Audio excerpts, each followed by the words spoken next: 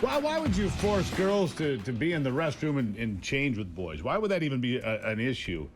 Why would that even be a discussion? But apparently it is.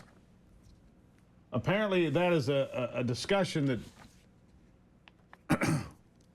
that we would think sane people were having, but this is not sane. Beth Parlato is the senior legal advisor at Independent Women's Law Center. She's joining me now because they filed an amicus brief in the Sixth Circuit Court to fight this Title IX rewrite. Beth, welcome to the program. Beth, are you there? How are you? Oh, hi.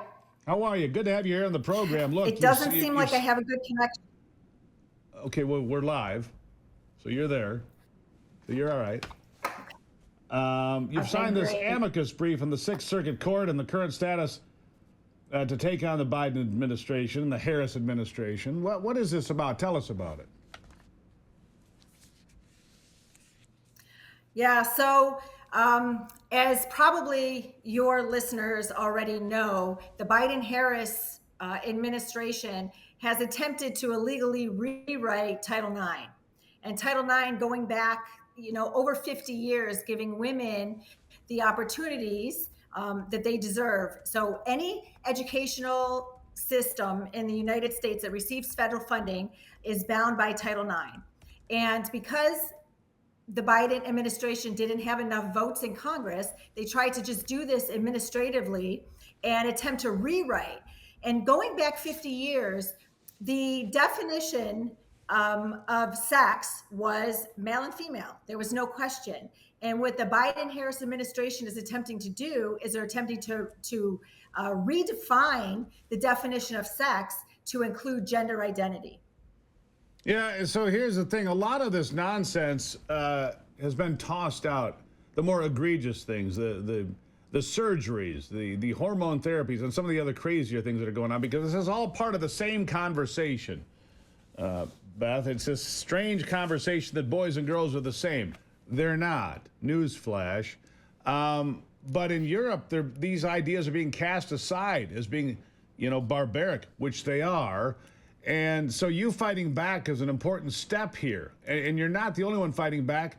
But tell me about this lawsuit you filed in the Sixth Circuit. And the Sixth Circuit is where?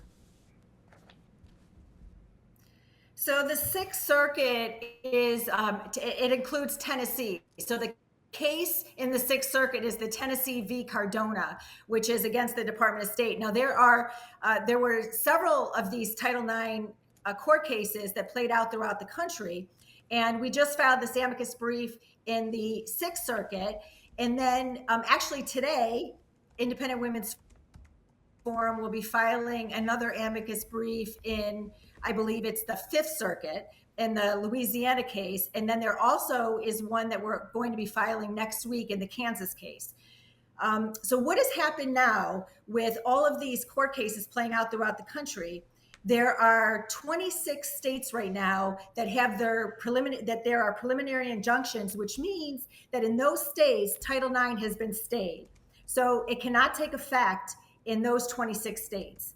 In the 24 states that there weren't any lawsuits filed, and basically, if you looked at the map, it's been divided between red and blue states. And the blue states did not file lawsuits. They want to redefine sex to include gender identity. They want males to go ahead and compete in women's sports and invade our private spaces. Here's what I don't understand. Here's where I get confused, Beth, and maybe you can help me with this.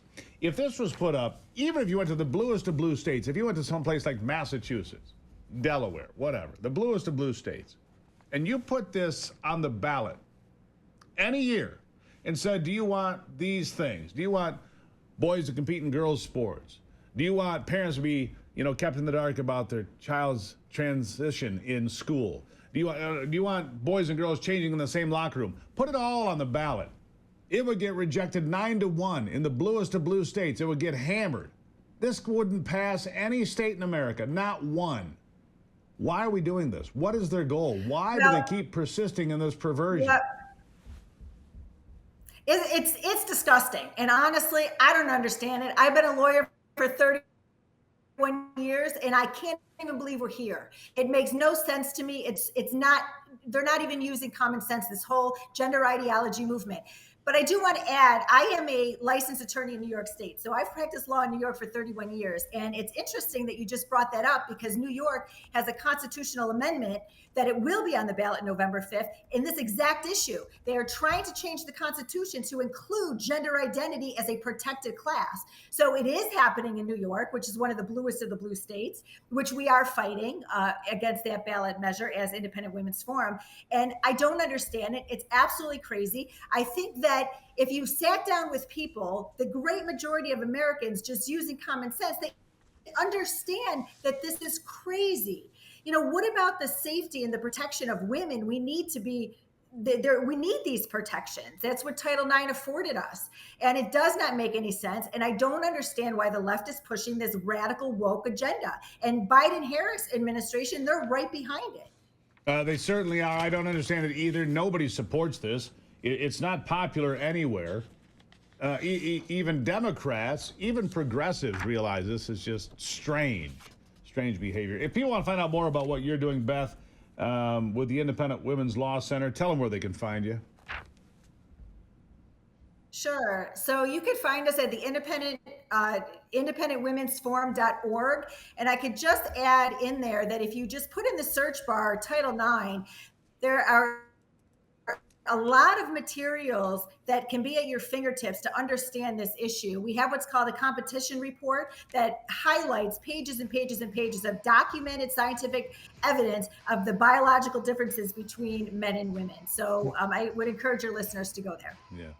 Biological dimorphism. I think we learned that in first grade. Pretty simple stuff. Beth, thank you for being here, and keep up the good fight, my friend. Thank you again. All right. Thank you so much. Have a good morning. Thank you. Still to come, we're going to have Guy L. Smith here. He's a Harris for President campaign surrogate. That's going to be fun. Don't go anywhere.